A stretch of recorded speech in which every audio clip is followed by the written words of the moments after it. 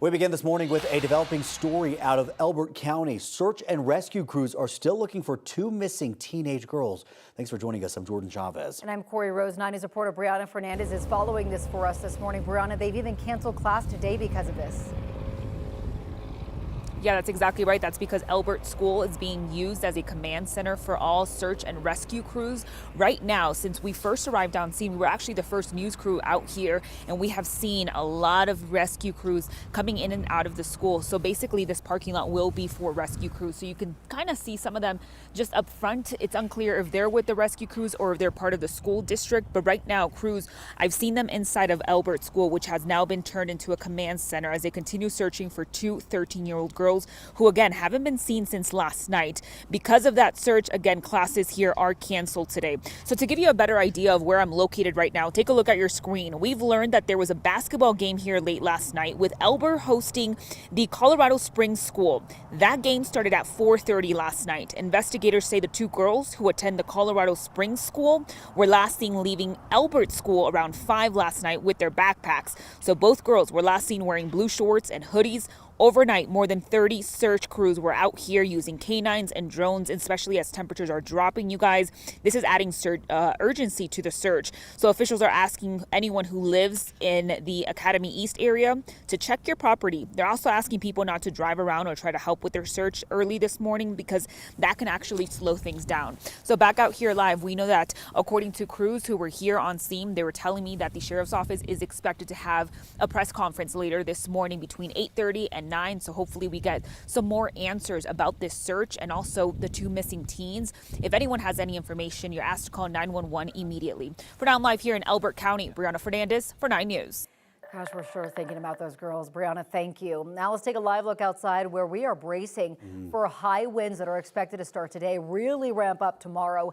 That combined with warm temperatures means law enforcement and Xcel Energy are taking some precautions. Yeah, this high wind is also creating a red flag warning for tomorrow morning. And because of this, Douglas County is under stage 1 fire restrictions.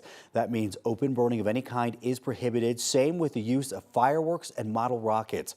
Arapahoe County is under a stage 2 burn ban. Like Douglas County, prescribed burns and any outdoor fires are prohibited. Of course, this brings up a lot of bad memories, a lot of trauma for people who have seen the damage firsthand. Katie, I'm thinking like the Marshall fire that we saw back in 2021 when all those homes burned because of the strong winds. It was a wind event that we saw December 30th of 2021. I know so many of you can recall, maybe were impacted by it. And for tomorrow, we just want to, out of an abundance of caution, warn you that we have another red flag warning set to take effect for the metro area, a big portion of the state, and a high wind warning for the foothills and portions of the high country.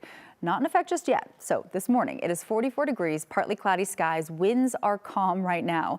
Temperatures are in the 40s from Evergreen, Boulder, one of those breezier spots, and it's already 59 degrees coming in there right now. Fort Collins sitting at 40. So for today, some breezy conditions at times this morning, then clearing skies, sunshine, pretty pleasant this afternoon. We're expecting a high of 65 degrees this afternoon here in Denver, upper 60s, Fort Collins and Greeley, 30s and 40s in the mountains. So the main weather event will occur tomorrow afternoon. Relatively calm in the morning, but under effect starting at 11 o'clock. All areas shaded here in red: Boulder, Greeley, Castle Rock, Denver, all under this red flag warning through the afternoon and evening. Winds sustained from the west around 20 to 40 miles per hour, gusts up to 60 to 80. So we have issued here at 9 News a weather impact alert for Wednesday. High winds, high fire danger. If a fire were to spark, it could spread rapidly. Outdoor burning not recommended. Also, if you just have Christmas decorations or anything on your lawn, you don't want to be blown around. Just be anticipating these high winds through the afternoon. Probably want to bring those indoors,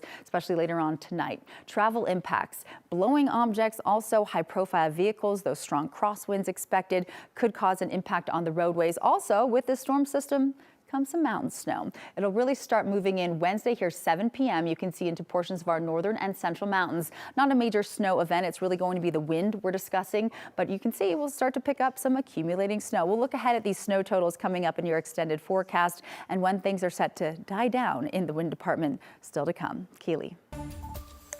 Yeah, we're tracking a couple issues out on the roadways, but for the most part, things looking pretty good. Here's a look at your travel map, some slow spots in those usual places, but we do still have, this was a rollover crash at Hampton and University. That rollover crash has been cleaned up, but we're still seeing a little bit of a residual slowdown as crews continuing to clean up the scene there. Also do want to talk about this crash. This is on northbound I-25 near Happy Canyon Road. One lane is closed due to a crash there. We did see a slowdown. Looks like it might have been cleared because things looking pretty good right now. Also, the red light stop and go traffic, big slowdown southbound I-225, I-70 to I-25. That commute time now up to about 24 minutes.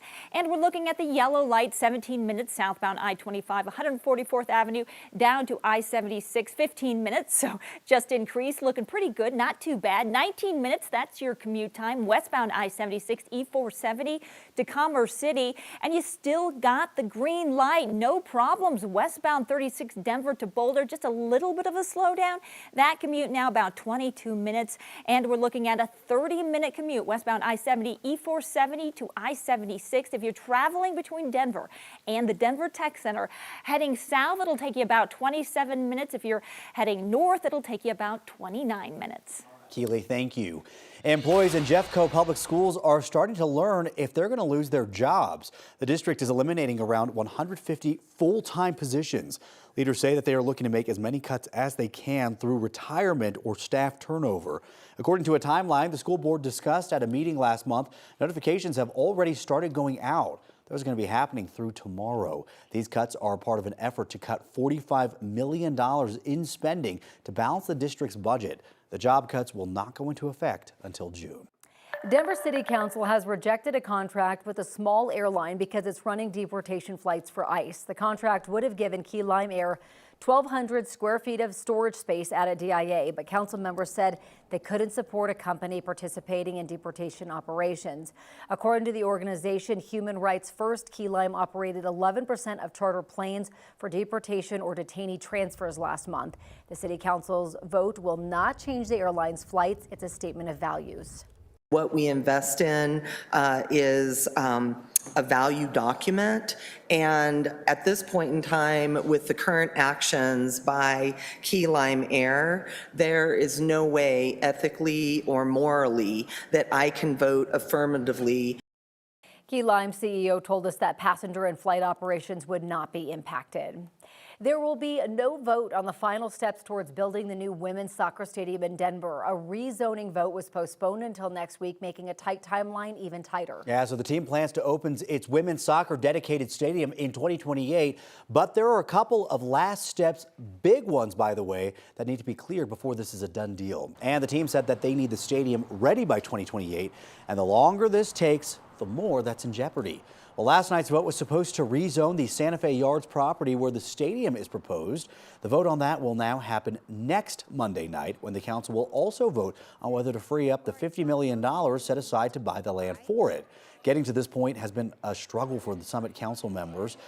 Council members wanted better details of how certain dollars were going to be spent.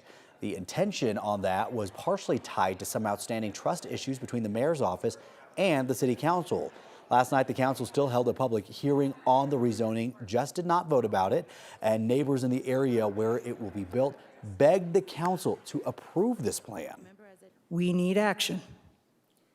We've done the hard work to set the ball in the goal area with an open net. Please, just tap the ball for a goal. Thank you. There you go with an analogy right there. Now, one of the things that held up the movement of this deal was the lack of a community benefits agreement, promises the team makes to neighborhood organizations. The team announced that they reached a deal on that yesterday afternoon. It includes promises to have youth programs, free and discounted student and senior tickets, and hiring women and minority businesses to build the stadium. Recreation center passes in Fort Collins will cost you more in the new year. Starting January 1st, the city is raising pass prices by at least 20%. City leaders say the goal is to make it more simple for buyers. They're cutting more than 20 different pass options down to just 4, while helping cover higher operating costs and better wages for staff. There is an upside to the price jump. Pass holders will now get access to City Park Pool, the farm at Lee Martinez Park, and ice skating at Adora Pool Ice Center. Drop-in rates will stay the same citywide. Today, the Denver Housing Authority and Prospect LLC is going to break ground on a new housing project in Sun Valley. The project's going to add 77 market-rate rental townhomes designed to complement nearby affordable housing communities, including Flo and Jolly just across Bryant Street. Leaders say that the development reflects continued progress in Sun Valley.